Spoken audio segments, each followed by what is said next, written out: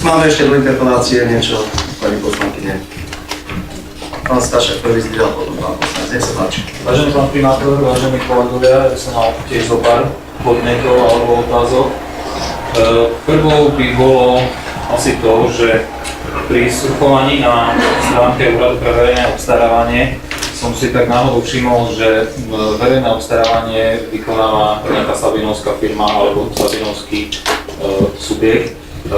Teda by som sa chcel opýtať, či náhodou nie je možné, aby tieto činnosti vykonávali či už priamo zamestnanci mestského úradu alebo niekto tu odtiaľ.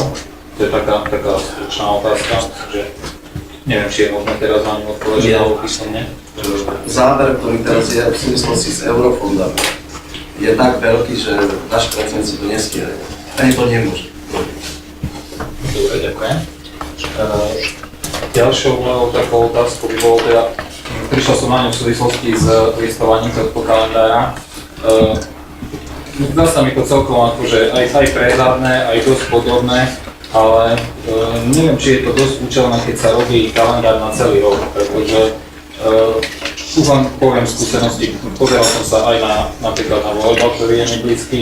Samozrejme, nedalo sa predpokladať, kedy budú aké zápasy, ale tieto tam jednoducho chýbajú a myslím si, že či by nebolo teda lepšie pripravovať takéto kalendáre možno raz štvrťročne alebo za nejaké kratšie obdobie, pretože obávam sa, že prostriedky, ktoré sú vynaložené na to, keď sa urobí na celý rok, tak nie sú účelne vynaložené, pretože zaplatíme za to, no určite teda mesto muselo za to nejaké peniaze zaplatiť a obávam sa, že tým, že je to na celý rok naplánované, je to strašne dlhé obdobie, prídu nové akcie, ktoré sa tu doplnia, niektoré akcie vypadnú a myslím si, že ľudia, ktorým sa to dostane do rúk, budú mať akurát zmetok v tom, že či sa niečo deje alebo nedieje, pretože dosť veľa akcií, ktoré tu sú naplánované, nebudú alebo budú doplnené. Takže dávam na zváženie, že či by to teda nebolo možné takto upraviť.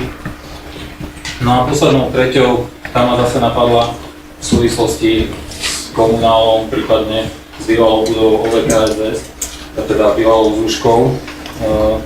Všimol som si v informatívnej správe, respektíve vývoja EPM, že budeme vlastne modernizovať budovu, ktorá je administratívnu budovu na štadióne futbalovom. Mne sa napríklad podnikatelia, ktorí sú v bývalom komunále alebo v komunále, sťažovali, že museli si sami preliepať špáry, ktoré boli na oknách, aby im tam teplo vlastne neunikalo.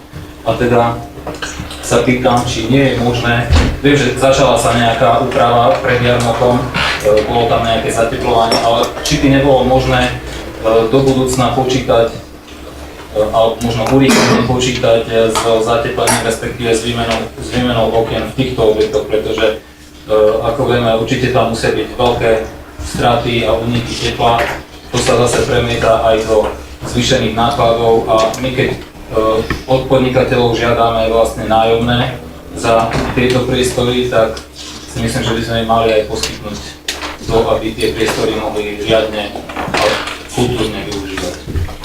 Ďakujem.